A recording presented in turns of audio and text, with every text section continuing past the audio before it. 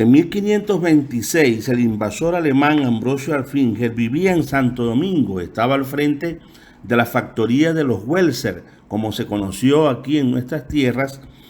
a la empresa alemana que financió a Carlos V, el emperador que gobernaba España y el imperio germánico. Ese emperador le otorgó a los banqueros alemanes que lo financiaron, Jacob Fugger y la familia Einger particularmente, unas capitulaciones el 27 de marzo de 1528, entregándoles lo que ellos llamaban allá Venezuela, que era el territorio que recorrió Alonso de Ojeda, Américo Vespucio y Juan de la Cosa desde el extremo oriental hasta la península de La Guajira. Este imperio nombra a Ambrosio Alfinger, repito que estaba ya desde 1526 en Santo Domingo, como gobernador de ese territorio que llamaban Venezuela. Y Alfinger llega a Coro y se establece, quitándole el poder a Juan de Ampíes, que estaba por allí apeteciendo que le hubiesen entregado ese cargo. Incluso hace preso a Juan de Ampíes. Luego, el 8 de septiembre de 1529, ya Alfinger está en el extremo norte de lo que es hoy el municipio Miranda, es decir, la costa oriental del lago. Llega con 180 soldados, de los cuales había traído como ejército de invasión a lo que ellos llamaban la Gran Laguna, bajo un pretexto, bajo una leyenda que se habían creado en la corte de Carlos V, conocida con el nombre del Secreto del Maracaibo, que significaba que esta Gran Laguna comunicaba rápidamente con los mares del sur. Los mares del sur en esa época llamaban al Pacífico, en aquella obsesión comercial que tenían de buscar una ruta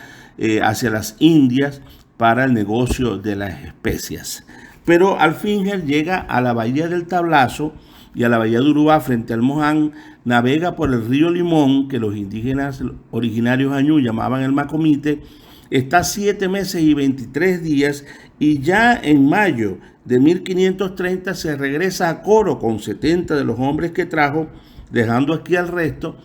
en una base militar. Alfinger no fundó ninguna ciudad a orillas del lago. Alfinger nunca estuvo en este punto que hoy conocemos como Maracaibo. Alfinger estuvo en la bahía del Tablazo y la bahía de Urubá, y allí dejó una base militar que los indígenas añú se encargaron de destruir. Luego él se va a Coro, se va a Santo Domingo, y un año y medio después, el 6 de junio, comienza la nueva invasión a Maracaibo. Solamente está aquí en ese momento 2 meses. ¿Por qué? Porque ya el 1 de septiembre Alfinger se fue por la vía del río Limón hacia los Montes de Oca a recorrer un poco lo que hoy se conoce como la zona de Valle de Upar, y se adentró en la sierra de Perijá, recalando hacia el sur del lago en mayo de 1533, donde muere flechado por una flecha de los Barí, porque era la región del Catatumbo, es territorio Barí,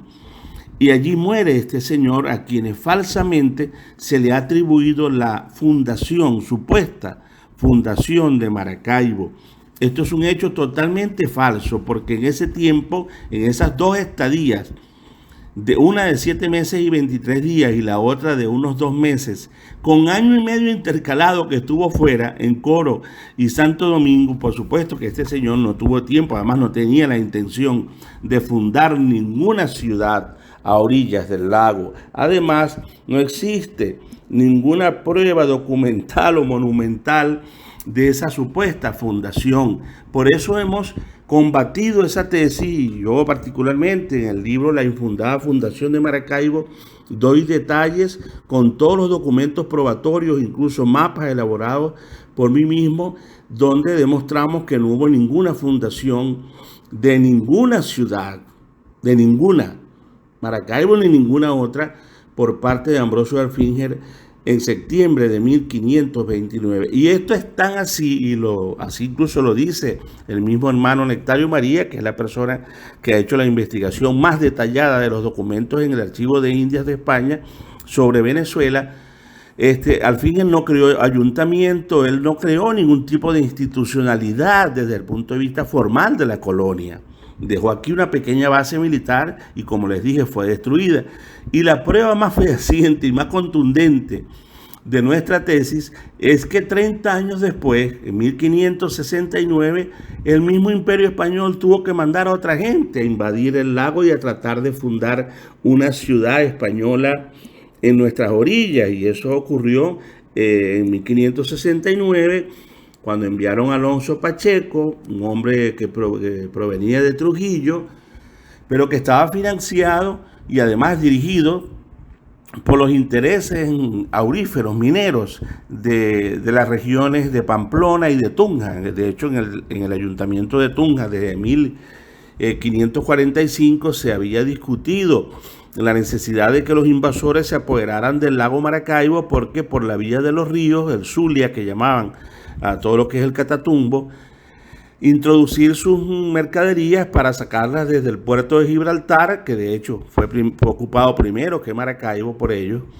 y luego Maracaibo para llevarlas por el Mar Caribe hacia la metrópoli, hacia España y hacia los puertos que en el Caribe tenía el imperio. Esa es la verdad histórica. Y el concepto de fundación es un concepto que tenemos que rebatir, porque es el correlativo al concepto de descubrimiento, estos mitos alienantes con que el colonialismo ha pretendido y ha logrado históricamente dominar las conciencias, crear la supremacía de lo eurocéntrico, y que el enfoque historiográfico positivista de la burguesía venezolana nos impuso durante el siglo XIX con la República Paecista, y aún incluso a pesar de la Revolución Bolivariana continúa predominando este pensamiento enajenante y falso.